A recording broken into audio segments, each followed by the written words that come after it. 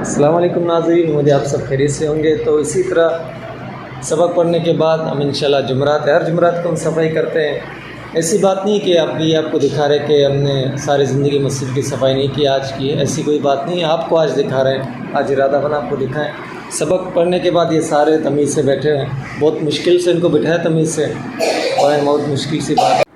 تو جیسے میں نے اٹھنے کا کہا تو آپ دیکھ سکتے ہیں کہ یہ ایسے اٹھیں جیسے کہ پہلے اٹھے ہی نہیں تھے۔ یہ پراسی قالین کو ہم باہر لے کر جا رہے ہیں تاکہ قالین کو ہم جھاڑے، دھلے ہوئے قالین ہے یہ، اس کو جھاڑ کر باہر جمع کریں تاکہ مٹی وغیرہ نکل جائے۔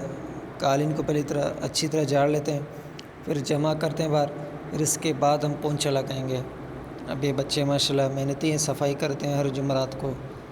یہ قالین کو باہر جمع کریں جھاڑ کر، اس قالین کو بھی جھاڑ رہے ہیں۔ 4 قالین ٹوٹل 7 ہیں، ہم نے فی الحال 3 بچھانے دے، جھاڑ رہے ہیں 4 کو، اور چاروں کو یہاں جمع کر رہے ہیں۔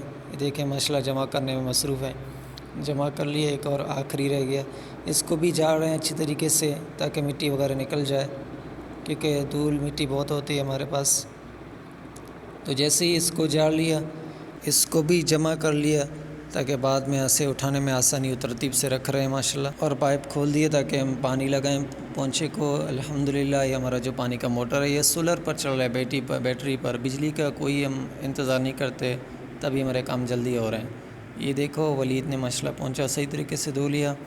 دھونے کے بعد ولید بھائی پونچھا لگائیں گے مسجد کے اندر۔ پونچھا لگانے کے بعد ہم پراسی کو بچھائیں گے، بس بات ختم۔ یہ بھی پونچھا لگا رہے ہیں ماشاءاللہ۔ یہ پونچھا یہ صحیح ہے، مٹی بھی دور ہو جائے گا، چمک بھی جائے گی ماربل۔